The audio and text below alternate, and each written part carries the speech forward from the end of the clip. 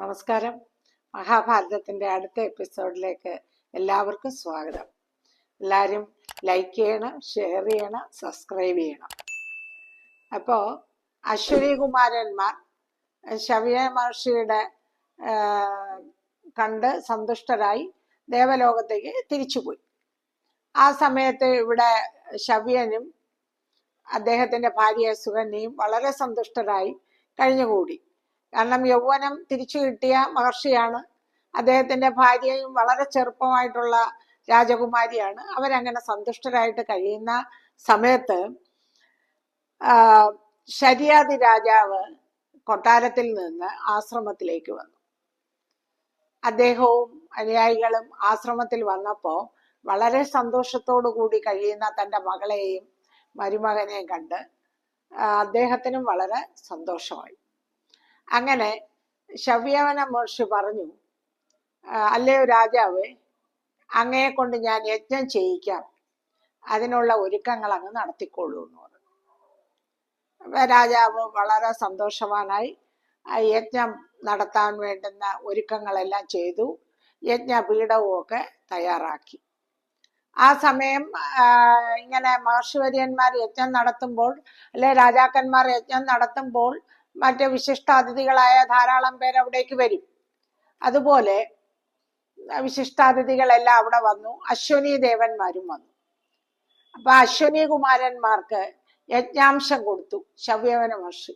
അത് കൊടുക്കാൻ തുടങ്ങിയതും ദേവേന്ദ്രൻ തടഞ്ഞു. എന്നിട്ട് ദേവേന്ദ്രൻ പറഞ്ഞു, അവർക്ക് ഇത് കൊടുക്കാൻ പറ്റില്ല, യജ്ഞാംശം കഴിക്കാൻ അശ്വനി കുമാരന്മാർക്ക് അർഹതയില്ല. അപ്പൊ ശവ്യവന മഹർഷി ചോദിച്ചു, അതിനെന്താ കാരണം? അത് അവര് ദേവവൈദ്യന്മാരാണ്. അവര് പല രൂപത്തിൽ സഞ്ചരിച്ച് മൃത്യു ലോകത്തും ചെന്ന് അവിടെയും ഒക്കെ ഇങ്ങനെ ആളുകളെ പരിചരിക്കുന്നൊക്കെ ഉണ്ട്. അപ്പൊ അതുകൊണ്ട് അവർക്ക് യജ്ഞാംശത്തിന് അർഹതയില്ല. അതുപോലെ തന്നെ അവർക്ക് സോമരസവും പാനം ചെയ്യാൻ അർഹതയില്ല എന്ന് പറഞ്ഞു. അപ്പോ ശവ്യവന മഹർഷി അത് സമ്മതിച്ചില്ല. ദേവേന്ദ്രന് ശവ്യവന മഹർഷിയുമായിട്ട് തർക്കമുണ്ടായി. ശവ്യവന മഹർഷി അശ്വനി കുമാരന്മാർക്ക് യജ്ഞാംശം കൊടുക്കുന്ന സമയത്ത് തടയാനായിട്ട് ദേവേന്ദ്രൻ തൻ്റെ വജ്രം പ്രയോഗിച്ചു. അപ്പോൾ ശവ്യവന മഹർഷി വജ്രം എടുത്ത കൈ തന്നെ സ്തംഭിപ്പിച്ചു നിർത്തി. അപ്പൊ വീണ്ടും അവർ തമ്മിൽ വാഗ്വാദങ്ങളൊക്കെ ഉണ്ടായപ്പോ ശവ്യ മഹർഷി എന്ത് ചെയ്തു? മദൻ എന്നൊരു രാക്ഷസനെ യജ്ഞഭൂമിയിൽ നിന്ന് സൃഷ്ടിച്ചു. ആ മദൻ ദേവേന്ദ്രന്റെ അടുത്തേക്ക് പാഞ്ഞു ചെന്നു ദേവേന്ദ്രനെ വിഴുങ്ങാനായിട്ട്. ഭയവിഹ്വലനായ ദേവേന്ദ്രൻ ശവ്യവന മഹർഷിയെ സമീപിച്ചിട്ട് പറഞ്ഞു, അങ്ങ് അശ്വനി കുമാരന്മാർക്ക് സോമരസം പാനം ചെയ്യാൻ അവസരം കൊടുത്തോളൂ, എന്നെ ഈ രാക്ഷസനിൽ നിന്ന് രക്ഷിക്കണം എന്നും പറഞ്ഞു. അപ്പൊ ശവ്യവന മഹർഷി ആ മദൻ എന്ന് പറയുന്ന രാക്ഷസനെ ഉപസംഹരിച്ചു. ദേവേന്ദ്രനെ ഭയത്തിൽ നിന്ന് വിമുക്തനാക്കി. അശ്വനി ദേവന്മാർക്ക് സോമരസം പാനം ചെയ്യാൻ അവസരവും കൊടുത്തു. അതാണ് കഥ. അപ്പോ ആ കഥ പറഞ്ഞു തീർത്തു. ലോമേശ മഹർഷി ഈ കഥ പറഞ്ഞു നിർത്തിയിട്ട് പറഞ്ഞു, ഇത് ചവ്യനന്റെ തടാകമാണ്, ഇതിൽ സ്നാനം ചെയ്ത് പിതൃക്കൾക്ക് തർപ്പണം ചെയ്യൂ എന്ന് പറഞ്ഞു.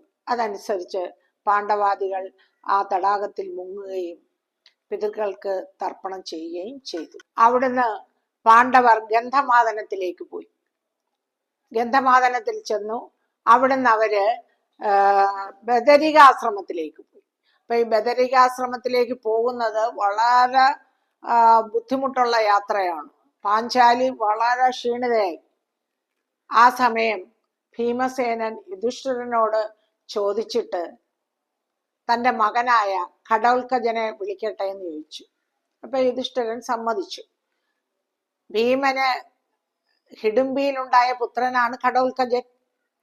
അപ്പോ ഘടോൽക്കജനെ ഭീമൻ സ്മരിച്ചു. തൽക്ഷണം ഘടോൽക്കജൻ എത്തി. അപ്പൊ പറഞ്ഞു, മകനെ, നിന്റെ മാതാവായ ദ്രൗപദിയെ തോളിലേറ്റി നീ പതുക്കെ ഞങ്ങളോടൊപ്പം സഞ്ചരിക്കൂ എന്ന് പറഞ്ഞു. അപ്പൊ ഘടോൽകചൻ പറഞ്ഞു, അല്ലയോ പിതാവേ, പാഞ്ചാലി ദ്രൗപദി മാതാവിനെ മാത്രമല്ല നിങ്ങളെ ഞാൻ തോളിലേറ്റിക്കോളാം. എനിക്ക് ഒരുപാട് അനുയായികളും സുഹൃത്തുക്കളും ഉണ്ട്. അവര് നിങ്ങളുടെ കൂടെയുള്ള ബ്രാഹ്മണരെ എല്ലാം തോളിലേറ്റും എന്ന് പറഞ്ഞു.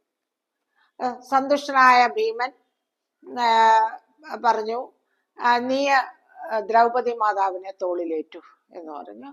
അങ്ങനെ ഘടോൽകചൻ ദ്രൗപദി മാതാവിനെ തോളിലേറ്റി അദ്ദേഹത്തിന്റെ അനുയായികളും സുഹൃത്തുക്കളുമായിട്ടുള്ളവർ പാണ്ഡവരെയും ബ്രാഹ്മണരെയും എല്ലാം തോളിലേറ്റി യാത്ര തുടർന്നു. ലോമേശ മഹർഷി മാത്രം അദ്ദേഹത്തിന്റെ തപശക്തി കൊണ്ട് ആകാശമാർഗം സഞ്ചരിച്ചു തുടങ്ങി. ബദരികാശ്രമത്തിൽ നിന്ന് അവർ ഉത്തര കുരുദേശം കടന്ന് കൈലാസപർവ്വതത്തിലെത്തി. അടുത്തായി തന്നെ നരനാരായണാശ്രമം കണ്ടു, അവിടെയും കയറി. അത് കഴിഞ്ഞ് ബദരവൃക്ഷത്തിന്റെ ചുവട്ടിലെത്തി. എല്ലാവരും താഴെ ഇറങ്ങി. അപ്പൊ വിശപ്പും ദാഹവും തണുപ്പും ചൂടും ഒന്നും ബാധിക്കാത്ത ഒരു പ്രദേശമായിരുന്നു അവിടെ ദേവമന്ത്രങ്ങൾ മാത്രം മുഴങ്ങിക്കേട്ടു. അപ്പൊ ആ പാണ്ഡവർ വിഖ്യാതമായ ദേവമന്ത്രങ്ങൾ ജപിച്ചുകൊണ്ട് സീതാതീർത്ഥത്തിൽ മുങ്ങിക്കുളിച്ചു. ആ സീതാതീർത്ഥത്തിൽ മുങ്ങിക്കുളിച്ച് തർപ്പണവും നടത്തി സ്വർഗീയമായ സുഖസൗകര്യങ്ങളോടെ അനുയായികളോടൊപ്പം പാണ്ഡവർ അവിടെ താമസിച്ചു. അപ്പൊ അവർക്ക് അർജുനനെ കാണാൻ മോഹിച്ചിരിക്കുകയാണ് പാണ്ഡവര്. അങ്ങനെ 6 ദിവസം അവരവിടെ താമസിച്ചു. അർജുനൻ ദേവലോകത്ത് പോയിരിക്കുകയാണ്. എല്ലാ ദിവ്യാസ്ത്രങ്ങളും ദിവ്യ ആയുധങ്ങളും ലഭിക്കുന്നതിന് വേണ്ടി യുധിഷ്ഠിരൻ തന്നെയാണ് അദ്ദേഹത്തെ വിട്ടത്. അദ്ദേഹം വനത്തിലൂടെ സഞ്ചരിച്ച് ദേവേന്ദ്രനെയും വരുണനെയും അഗ്നിയെയും മഹാപരമേശ്വരനെയൊക്കെ കണ്ട എല്ലാ ദിവ്യാസ്ത്രങ്ങളും ദിവ്യ ആയുധങ്ങളും എല്ലാം വാങ്ങിച്ച് അവിടുന്ന് അദ്ദേഹം ദേവലോകത്ത് ദേവേന്ദ്രന്റെ അടുത്ത് പോയിരിക്കുകയാണ്. അപ്പൊ അർജുനനെ കാണാത്തതുകൊണ്ട് വളരെ വിഷമത്തിലാണ് ബാക്കി 4 പേരും പാഞ്ചാലിയും. അപ്പോ അവര് എന്നാലും അവിടെ വളരെ സന്തോഷകരമായ ഒരു ജീവിതമാണ് ജീവിച്ചത്. അങ്ങനെ 6 ദിവസം കഴിഞ്ഞു. അതിനിടയ്ക്ക് ഒരു ദിവസം ഒരു സഹസ്രദള പത്മം കാറ്റിൽ പറന്നു വന്ന് ദ്രൗപദിയുടെ മുമ്പിൽ വീണു. സഹസ്രദള പത്മം അതൊരു പൂവാണ്. ആയിരം ദളങ്ങളുള്ള ഒരു പൂവ്. ഒരു താമരപ്പൂ എന്ന് തന്നെ ഇതിൽ പറഞ്ഞിരിക്കുന്നു, പക്ഷെ താമരപ്പൂവല്ല. സഹസ്രദള പത്മം എന്ന് പറഞ്ഞ പത്മം താമരയെന്ന് അർത്ഥമുണ്ട്, പൂവെന്നും അർത്ഥമുണ്ട്. അപ്പൊ സഹസ്രദളത്തോടു കൂടിയ ഒരു പൂവ് വന്ന് ദ്രൗപദിയുടെ മുമ്പിൽ വീണു. വളരെ ആസ്വാദ്യമായ സുഗന്ധവും മനോഹരവുമായ പുഷ്പം കണ്ടിട്ട് ദ്രൗപദി ഭീമസേനന്റെ അടുത്ത് എന്ന് പറഞ്ഞു, ആര്യ, ഞാൻ ഈ പുഷ്പം യുധിഷ്ഠിര രാജാവിന് സമ്മാനിക്കാൻ പോകുന്നു. എന്നാൽ അങ്ങക്ക് എന്നോട് സ്നേഹമുണ്ടെങ്കിൽ ഇതുപോലെയുള്ള കുറച്ച് പൂക്കൾ എനിക്ക് കിട്ടണം, അങ്ങ് കൊണ്ടുവരണം. ആ പൂക്കൾ നമുക്ക് കാമ്യക ആശ്രമത്തിലേക്ക് കൊണ്ടുപോവുകയും വേണം എന്ന് പറഞ്ഞിട്ട് ഈ പൂവും കൊണ്ട് പാഞ്ചാലി യുധിഷ്ഠിരന്റെ അടുത്തേക്ക് പോയി. തൻ്റെ പ്രിയപത്നി ആവശ്യപ്പെട്ട പ്രകാരം പൂവ് അന്വേഷിച്ച് ഭീമസേനൻ പുറപ്പെട്ടു.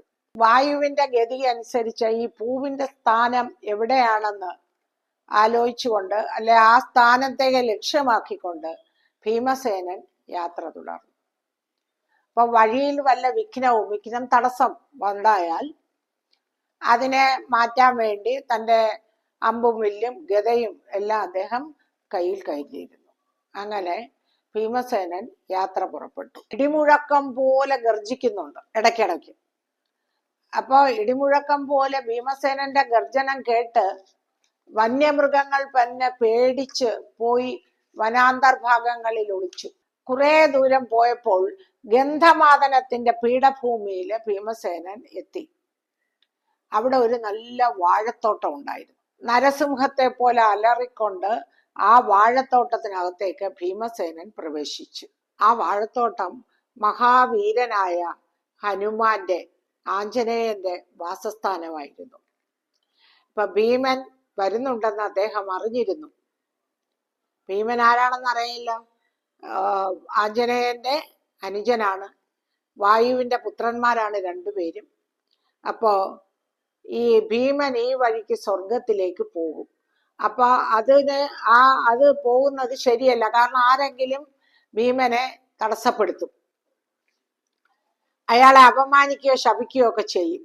അതുകൊണ്ട് ഭീമന്റെ വഴി മുടക്കണം എന്ന് തന്നെ ആഞ്ജനേയൻ വിചാരിച്ചു. അങ്ങനെ വിചാരിച്ചുകൊണ്ട് പടുവൃദ്ധനായ ഒരു വാനരനെ പോലെ വഴിക്ക് കുറുകെ ഹനുമാൻ കിടന്നു. ഒരു ഊർധ്വം വലിച്ച്, അതായത് വളരെ വയസ്സായി, നടക്കാനൊന്നും വയ്യ, അങ്ങനെ ഇഴഞ്ഞു കിടക്കുന്ന രൂപത്തിൽ കിടന്നുകൊണ്ട് അദ്ദേഹം സംസാരിക്കാനും ശ്വാസം വലിച്ചു വിടാനും ഒന്നും പറ്റാത്ത അവസ്ഥയിൽ കിടക്കുന്നത് പോലെ കിടന്നു. ആ സമയത്താണ് നമ്മുടെ ഭീമസേനൻ അവിടേക്ക് കടന്നു ചെന്നത്. സുഹൃത്തുക്കളെ, ബാക്കി ഭാഗം അടുത്ത എപ്പിസോഡിൽ. നിങ്ങളെല്ലാവരും ലൈക്ക് ചെയ്യണം, ഷെയർ ചെയ്യണം, സബ്സ്ക്രൈബ് ചെയ്യണം. നമസ്കാരം.